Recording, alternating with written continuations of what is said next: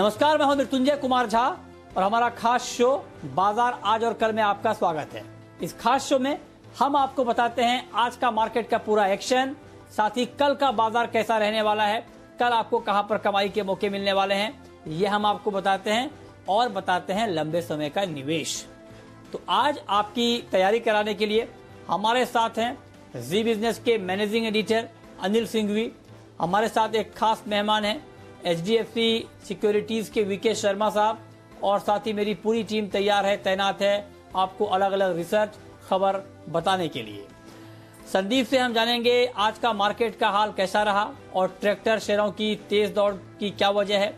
देवांशी बताएंगी डीमार्ट के लिए क्यों बढ़ेगा कंपटीशन, और साथ ही कुशल हमें बताएंगे वोडाफोन आइडिया का क्या है पूंजी जुटाने को लेकर प्लान। पूजा कोल इंडिया के नतीजे कैसे रहे इस पर बताएंगे।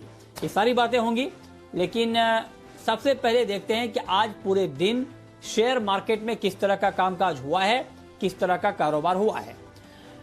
तो चीन से जारी तनाव के बीच आज शेयर बाजार में पूरे दिन उतार चढ़ाव का माहौल रहा।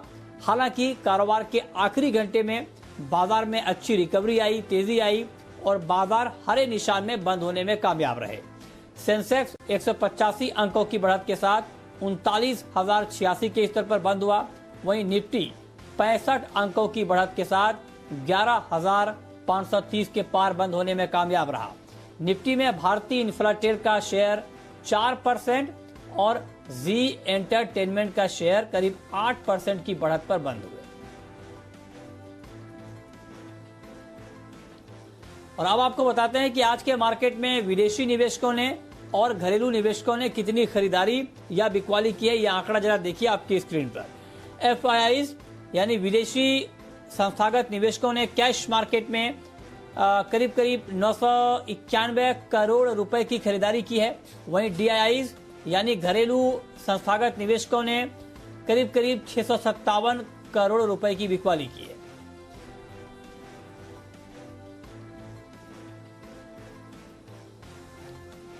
और अब रुक करते हैं आज के बाजार पर एडिटर स्टेक का, और ये बताने के लिए जी बिजनेस के मैनेजिंग एडिटर अनिल सिंघवी हमारे साथ जुड़े हैं। सर, बहुत बहुत स्वागत है आपका कार्यक्रम में। आज बाजार में पूरे दिन भारी उठापटक का माहौल रहा, आज के सत्र को आप किस तरह से देखते हैं? बाजार में आज फिर से एक और सावधानी और सतर्कता भरा सेशन देखने को मिला, जहां पर सीमित दायरे में उतार चढ़ाव के बीच दिन भर कारोबार होता हुआ दिखा और मजबूती के साथ बंद होने में बाजार कामयाब रहे दिन के ऊपरी स्तरों की तरफ। अच्छा, दिन भर रेंज बाउंड ट्रेड क्यों रहा? नीचे आए बाजार तो तुरंत खरीदारी आ जाती है, और उसकी वजह यह थी कि FIs की तरफ से खरीदारी के आंकड़े और साथ ही दुनिया भर के बाजारों में मजबूती का संकेत, तो ये गिरने नहीं दे रहे हैं, सपोर्ट आ जाता है। और थोड़ी शॉर्ट सेलिंग भी है तो वो शॉर्ट कवरिंग भी आ जाती, तो लोअर लेवल पर सपोर्ट है, लेकिन ऊपरी स्तरों पर टिक पाना मुश्किल हो रहा था। और उसकी वजह ये कि चीन के साथ जो तनाव चल रहा है उसमें कोई खास प्रोग्रेस नहीं हुई, उल्टा अभी भी वो तनाव बरकरार है, ये खबरें साफ दिख रही है। और उसको देखकर बाजार बहुत तेज बढ़त नहीं बना पा रहा है। फिर भी आखिरी घंटे में मजबूती थोड़ी बढ़ती नजर आई। 11,550 का हाई निफ्टी ने बनाया, उसके बेहद करीब बंद हुआ। 23,900 के पार बैंक निफ्टी निकला, उसके बेहद करीब बंद हुआ। तो क्लोजिंग बुरी नहीं थी, दिन भर सीमित दायरे में उतार चढ़ाव के साथ कारोबार हुआ। दोनों ही तरह के ट्रेडर्स में कन्विक्शन कम है, भरोसा कम है। तेजी करने वाले भी डरे हुए हैं तो मंदी करने वालों को भी डर है, दोनों को डर है। मंदी करने वालों को डर है कि अगर सीमा पर तनाव की खबरें खत्म हो गई तो तुरंत बाजार उछल जाएंगे। तेजी करने वाले को डर है कि सब कुछ ठीक तो दिख रहा है, लेकिन अगर कोई खराब खबर आ गई तो ये दोनों ही डर बाजार को थोड़ा सा सावधानी के साथ रखे हुए हैं। लेकिन ओवरऑल आप ये कह सकते हैं कि अच्छा सेशन था या मजबूती के साथ क्लोजिंग होती दिखी। ये तो बात हुई दिग्गजों की। लेकिन मिड कैप स्मॉल कैप शेयरों में जो मार्जिन के नए नियम आए हैं, जो कल से लागू हुए थे, उसके बाद अभी भी थोड़ी सी कंफ्यूजन वाली सिचुएशन है। वॉल्यूम्स कम है, ब्रोकर्स ट्रेडर्स अपने आप को नए मार्जिन सिस्टम के साथ एडजस्ट करने की कोशिश कर रहे हैं, इसीलिए कैश मार्केट में वॉल्यूम कम है। वायदा कारोबार में वॉल्यूम जैसा का तैसा है, लेकिन कैश मार्केट में वॉल्यूम्स थोड़े से कम होते हुए दिखे, इसी के चलते है। तो इंटरेस्टिंग है। लेकिन सोमवार की तेज गिरावट के बाद बाजार में हल्की फुल्की रिकवरी कल भी आई है और आज भी आई है। तो माहौल उतना बुरा नहीं है, सावधानी भरा है, लेकिन नर्वस हो, डरे हुए हो, वैसा तो बिल्कुल भी नहीं। तो ये आज के मार्केट का पूरा लबोलुबाब की किस तरह का सेंटीमेंट मार्केट में दिखा है। अब हम रुक करते हैं कि आज जिस तरह से बाजार हमने देखा और इस मार्केट में जो काफी वोलेटाइल मार्केट था, इसमें कौन कौन से सेक्टर ऐसे थे जिसमें एक्शन ज्यादा था और किन खबरों के दम पर था, ये डिटेल बताने के लिए, समझाने के लिए हमारे सहयोगी संदीप हमारे साथ मौजूद हैं। संदीप, बताइए।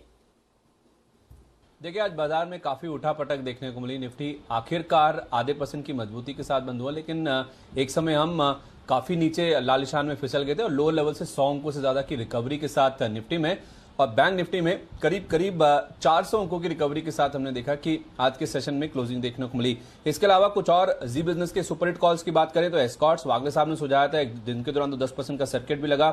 CDSL यहाँ पे आर के चार्ट कॉर्नर के तौर पे बताया गया था, यहाँ पे दमदार एक्शन देखने को मिला, डबल डिजिट रिटर्न्स थे।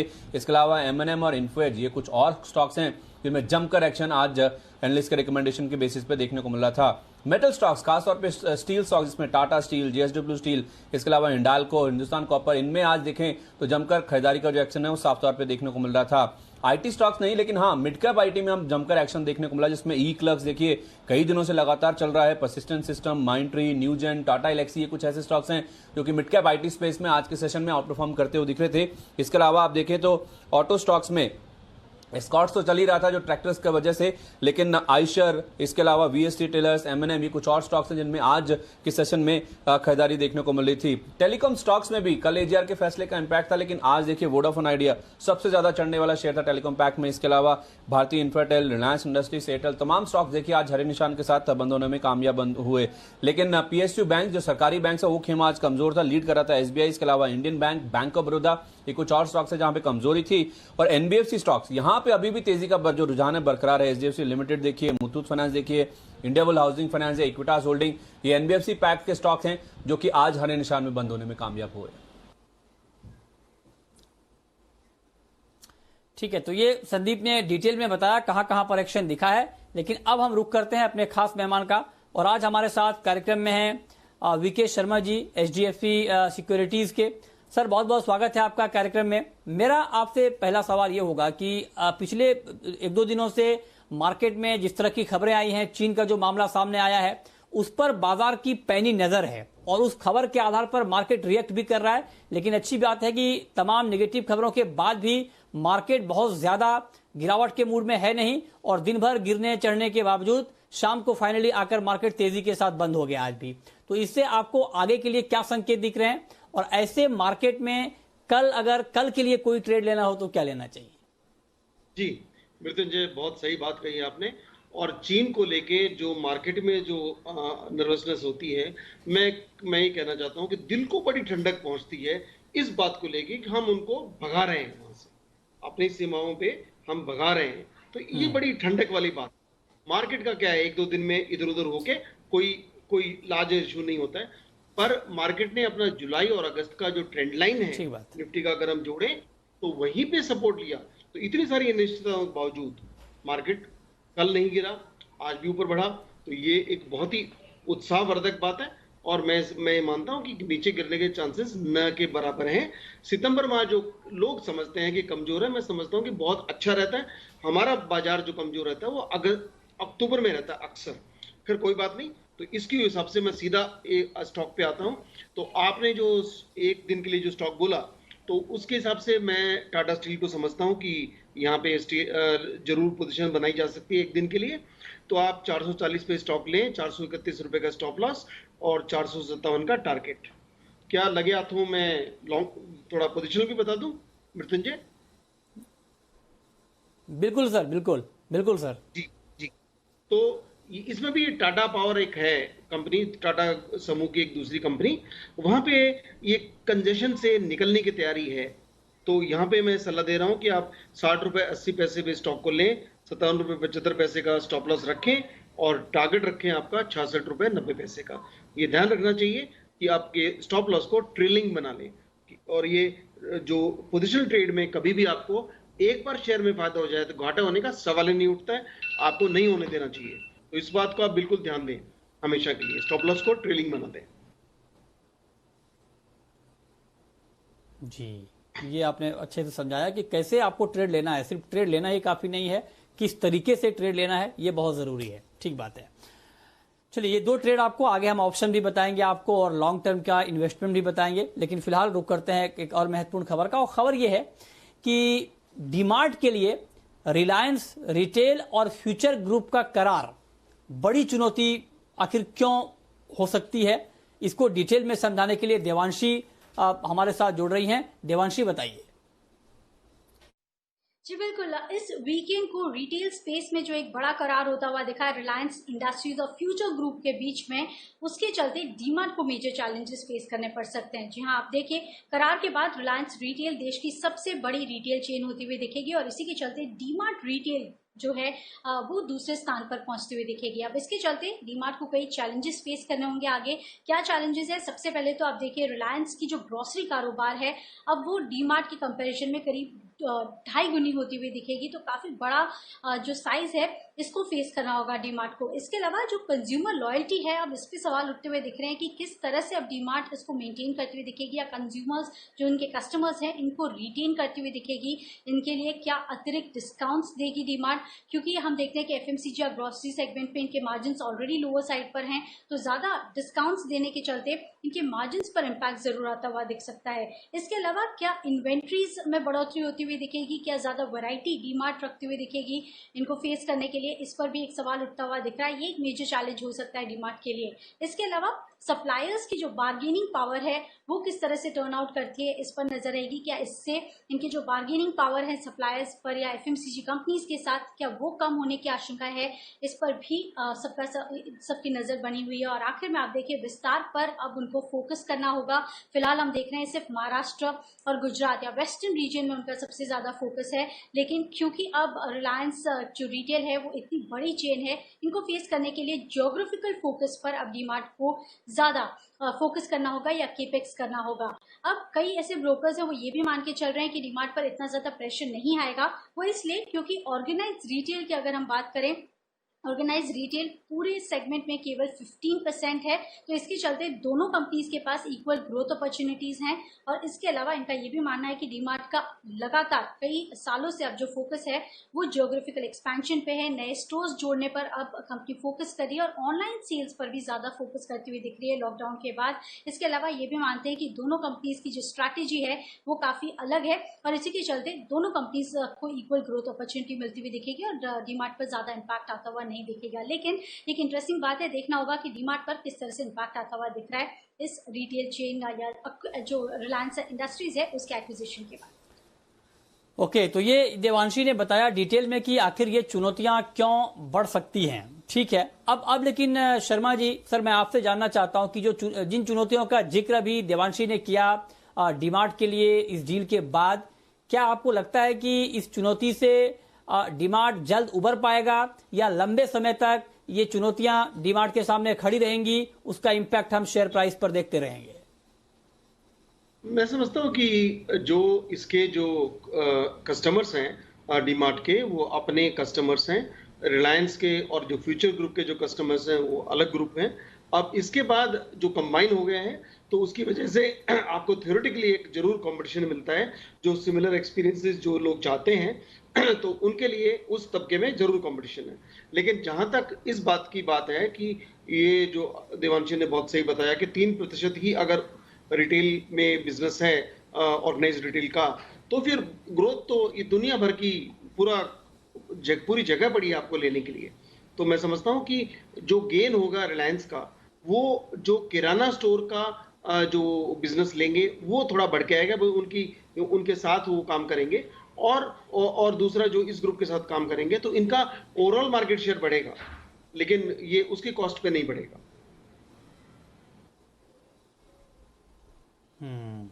ये बढ़िया से आपने समझाया सर कि होगा आखिर एक्चुअली क्या। ठीक है, आगे बढ़ते हैं और अब बात करते हैं ट्रैक्टर शेयरों की। ट्रैक्टर शेयरों में तेज रफ्तार देखने को मिल रही है।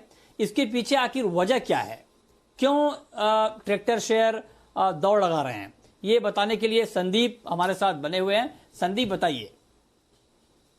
बिल्कुल जबरदस्त तेजी थी और इसके पीछे जबरदस्त कारण भी था और वो था ट्रैक्टर बिक्री, जो कि अगस्त महीने में शानदार रही है। चाहे आप एस्कॉर्ट्स की बात करिए, M&M की बात कीजिए, रिकॉर्ड स्तरों पर बिक्री अगस्त के महीने में देखने को मिली। और ना केवल लिस्टेड स्पेस में, आप देखिए सोनालिका ट्रैक्टर जो कि अनलिस्टेड है, वहां पे भी देखें तो अब तक की सबसे बेहतरीन बिक्री की ग्रोथ इस बार देखने को मिली है। अब क्यों इतनी मजबूती है ट्रैक्टर सेल्स में, उसके 4-5 वजह हैं। पहली बात, खरीफ की जो बुआई है उसका दायरा बढ़ता हुआ दिखा है। अच्छा मानसून रहा है तो उससे कहीं ना कहीं फसलें काफी अच्छी हुई हैं, किसानों की आय में अच्छी खासी बढ़त देखने को मिली, तो उससे कहीं ना कहीं डिमांड बहुत अच्छी देखने को मिल रही है। खेती की तकनीक बेहतर करने के ऊपर जोर है और छोटा बेस भी था, तो एक पेंटअप डिमांड भी है जो कि कहीं ना कहीं अगस्त के महीने में साफ तौर पे देखने को मिल रही थी। अगर आप एस्कॉर्ट्स की बात करें, इनकी बिक्री जो है उसमें 80% की ग्रोथ इस बार देखने को मिली, 69% M&M, 80% की ग्रोथ सोनालिका में भी देखने को मिली। और पूरी ओवरऑल इंडस्ट्री की अगर आप बात करें तो 73% के आसपास की ग्रोथ देखने को मिली है। और एस्कॉर्ट जैसी कंपनी जो कि आउट परफॉर्म कर रही थी, उनमें आप देखिए इंडस्ट्री से मुकाबले ज्यादा बेहतर ग्रोथ इस बार बिक्री के आंकड़ों में देखने को मिली। इनफैक्ट एक मैनेजमेंट भी आज हमारे साथ जुड़ा था, शानदार कमेंट्री मैनेजमेंट की ओर से देखने को मिली। बेहद मजबूत ये पूरा साल रह सकता है। आइए आपको सुना देते हैं एक बार मैनेजमेंट ने क्या कहा था। पहला सवाल आपके मंथली सेल्स नंबर पर ही लूंगा। जो अगस्त महीने के आंकड़े आए हैं, 80% आपकी सेल्स बढ़कर आई है। आंकड़े देख के मुझे ऐसा लग रहा है देश में अगर कोई एक चीज बिक रही तो वो खाली है ट्रैक्टर ही है। इतनी जबरदस्त ग्रोथ आई है, क्या वजह रही है? क्या पिछले 3-4 महीनों में लोगों ने नहीं खरीदा, वो सारा अगस्त में खरीदा, या वाकई में डिमांड बड़ी स्ट्रांग है? तो अनिल जी, आई थिंक इसमें जैसे आपने बोला मल्टीपल फैक्टर्स है। तो ऑब्वियसली एक तो बेस इम्पैक्ट भी काफी होता है कि जुलाई अगस्त के जो महीने हैं उसमें नॉर्मली ट्रैक्टर वॉल्यूम ज्यादा नहीं होते हैं, तो इसे नंबर वाइज देखा जाए तो भी बहुत ज्यादा नंबर नहीं है, तो बेस काफी लो था हमारा पिछले साल में भी। सेकेंड, ऑब्वियसली जो पिछले 2 महीने से काफी सप्लाई साइड पे प्रेशर रहे हैं, तो प्रोडक्शन के कॉन्स्टेंट भी थे और लॉकडाउन के चलते काफी वेंडर सप्लायर्स के भी इश्यूज थे जिसकी वजह से सप्लाई की प्रॉब्लम थी। तो उसकी वजह से जो डिमांड अभी मार्केट में काफी स्ट्रांग है, तो वो ऑब्वियसली मीट आउट नहीं हो पा रही थी। तो इस मंथ में डेफिनेटली हमारा रिटेल डिमांड काफी अच्छी स्ट्रांग भी गई है और उसके साथ में थोड़ा बहुत डीलर का स्टॉकिंग भी हमें करने का मौका मिला है। बस इस महीने में प्रोडक्शन हमारा काफी पिकअप हो गया और अब हम नॉर्मल पीक लेवल कैपेसिटी पे ऑपरेट कर रहे हैं। तो जो थोड़ा बहुत स्टॉकिंग का हमारे को अपॉर्चुनिटी मिली, तो वो इस महीने में स्टॉकिंग के साथ डीलर को कुछ की गई। जब कंपनी मजबूत हो और परफॉर्मेंस दमदार हो और जब मैनेजमेंट के बात करते करते गाइडेंस भी और स्ट्रॉन्ग आए, तो फिर आप देखिए एस्कॉर्ट का स्टॉक इस वक्त दिन के हाईएस्ट पॉइंट पर पहुंचता हुआ 1144 1143 के आसपास ट्रेड करता हुआ दिख रहा है। इससे आप अंदाजा लगा सकते हैं कि जो कुछ भी मैनेजमेंट की कमेंट्री है वो बाजार को पसंद आती हुई दिख रही है।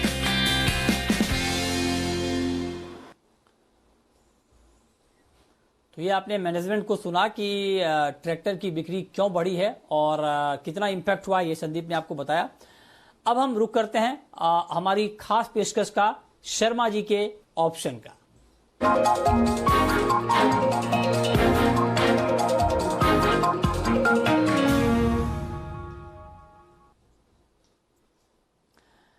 तो सर बताएं, ऑप्शन का क्या ट्रेड रहेगा आपकी तरफ से कल के लिए? जी, टाटा स्टील जो मैंने टेक्निकल एक दिन के लिए ट्रेड बताया है, वो एक ऑप्शन के अंदर भी ट्रेड है। आप 450 का कॉल ले सकते हैं। 15 रुपए समथिंग पे ये ऑप्शन क्लोज हुआ है आज, वहां पे आप ले सकते हैं। 12 रुपए का स्टॉप लॉस रखें, टारगेट रहेगा 23 रुपए। ये तो हुई स्टील की बात। स्टील के अंदर जो समाचार मृत्युंजय ने बताए वो भी अच्छे हैं। अब दूसरा एक जो स्टॉक है वो BPCL है।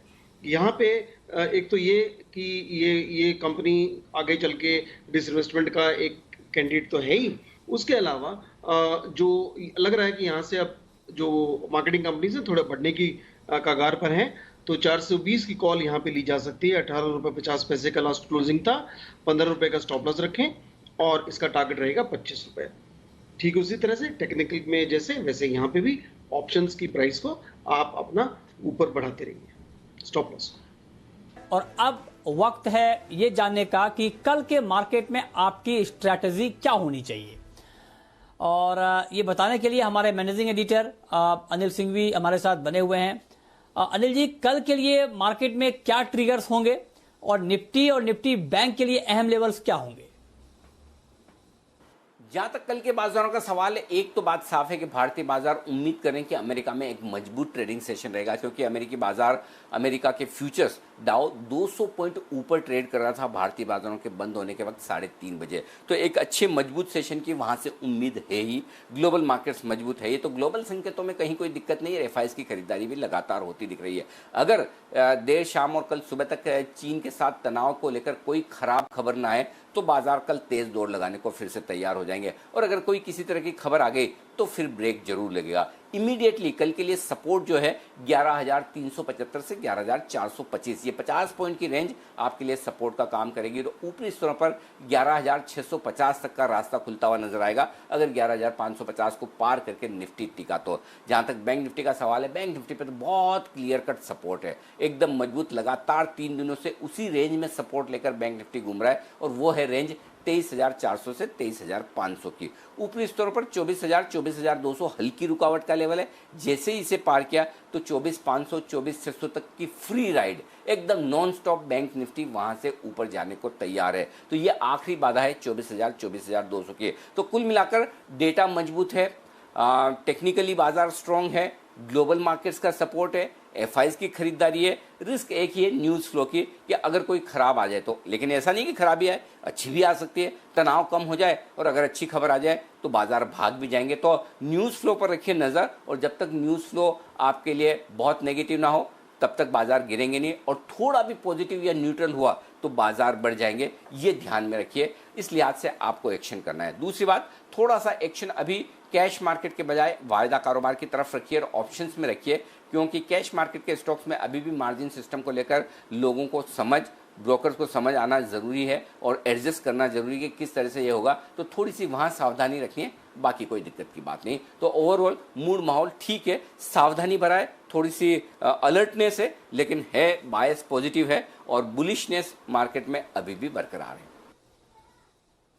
बहुत शुक्रिया सर आपका कल के लिए ये बेहतरीन स्ट्रेटेजी बताने के लिए। अब शर्मा जी सर, मैं आपसे जानना चाहता हूं कि जब मार्केट का मोमेंटम आप लोगों को मजबूत दिख रहा है तो क्या ये निवेश का अच्छा मौका है, और अगर हाँ तो कहां पर निवेश किया जाए? देखिए, मैं तो ये मानता हूं कि आपको निवेश जिस बिजनेस में आपको कॉन्फिडेंस हो उसमें कीजिए। तो केमिकल्स, दवाइयां बड़ा अच्छा बिजनेस है, एफएमसीजी बड़ा अच्छा बिजनेस है, और रोजाना तो आप उसमें स्टॉक इन्वेस्ट नहीं कर नहीं सकते। तो टेलीकॉम क्षेत्र के अंदर भारती मुझे अब अच्छा लगता है, क्योंकि इसके अंदर काफी हद तक जो धुआं था, धुंध थी, वो छट चुकी है। धुंध क्या थी कि इनको अगर तमंचा रख दिया सरकार ने कि पैसे पे करें, तो वो तो सुप्रीम कोर्ट का जजमेंट अभी आ गया कि 10 साल का समय मिल गया, जो अच्छी बात है। आइडिया के मुकाबले ये कंपनी बहुत अच्छी, वेल प्लेस्ड है, और करंटली अगर हम देखें तो इसका जो रेवेन्यू पर यूजर है वो भी हाईएस्ट है तीनों में। मार्केट शेयर इसका सेकंड नंबर पर है 31%। आगे चलते हुए मुझे लगता है, ये देखते हुए कि कंपनी ने जब बोला है कि हम अपना जो रेवेन्यू पर यूजर है उसको हम 200 रुपए तक देखेंगे साल के एग्जिट किया, तो बड़ी अच्छी बात है। हमारा अपना मानना है करीब 180 रुपए, लेकिन उस अंदाजे से भी ये करीब स्टॉक जो करंट भाव पे लिया जा सकता है, नीचे मिले तो बहुत ही अच्छी बात है। और इसका टारगेट है हमारा करीब 685। लेकिन ये जो टारगेट अभी 25% दूर है, वो अगर जल्दी भी, अगर आपको 10-15% भी जल्दी मिले तो दोनों हाथों से ले लीजिए, बिकॉज ये इस मार्केट में आपको मौके बहुत मिले। हाँ, ठीक बात है, ठीक बात है, ये आपने बहुत बढ़िया से समझाया है। लेकिन अब हम आपको बताते हैं कार्यक्रम के आखिर में कल के लिए ऑप्शन का एक और ट्रेड।